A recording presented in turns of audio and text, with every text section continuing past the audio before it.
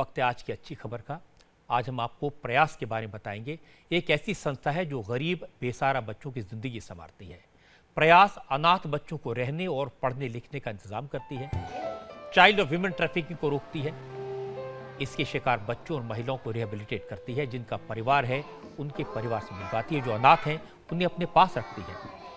प्रयास juvenile home चलाती है।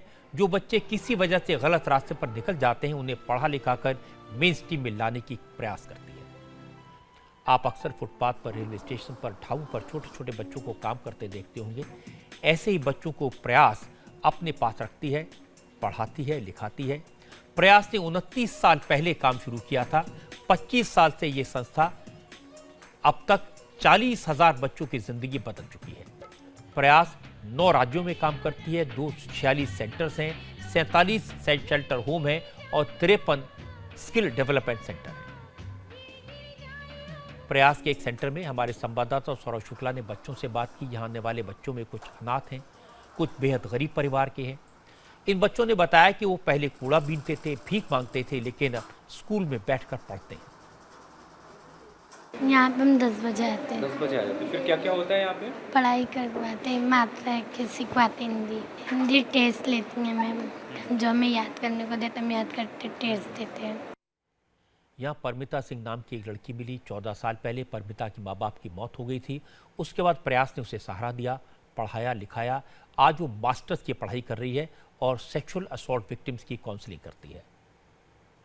After death my parents I came here. मुझे यहाँ पर 14 साल हो गए अब तक। 14 साल में मैंने अपनी स्टडी कंप्लीट करी। 12th के बाद मैंने ग्रेजुएशन करी। आफ्टर डेट मैं अब मास्टर इन सोशल वर्क कर रही हूँ, प्लस एक ह्यूमन ट्रैफिकिंग का सर्टिफिकेट कोर्स है वो भी कर रही हूँ। देन अब मैं क्राइसिस इंटरवेंशन सेंटर है, उसमें एक प्रोजेक्ट चलता है सेक्सुअल असॉल्ट विक्टिम की काउंसलिंग का। देन उसमें मैं काउंसलिंग करती हूँ। मैं सबसे ज़्यादा अपनी लाइफ में अपने फादर को प्यार करती हूँ, क्योंकि मैंने अपनी मदर को देखा नहीं था, तो जिसको देखा उसकी झलक अभी भी आंखों में आती है। अगर मेरे फादर भी होते तो वो मुझे इतना स्टैब्लिश नहीं कर पाते जितना मुझे कंठ सर ने कर दिया। प्रयास चलाने वाले आमोद कंठ को मैं कई वर्षों से जानता हूँ।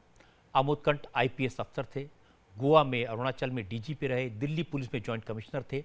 और प्रयास करने का आइडिया आमोद कंठ को तब आया जब वो दिल्ली पुलिस की क्राइम ब्रांच में DCP थे।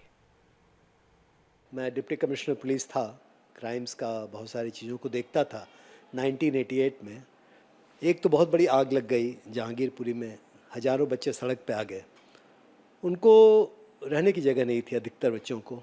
दूसरा ये कि उसके आसपास एक और काम था कि दिल्ली में एक मिसिंग पर्सन स्क्वाड एक होता है, जो लोग खोए जाते हैं और पाए जाते हैं। तो जो बच्चे पाए जाते हैं या पाए जाते थे 1988 में, 29 साल पहले, उनको कोई रखने की जगह नहीं थी या ऐसी जगह नहीं थी कि जहां उनको ठीक ठाक से रखा जा सके।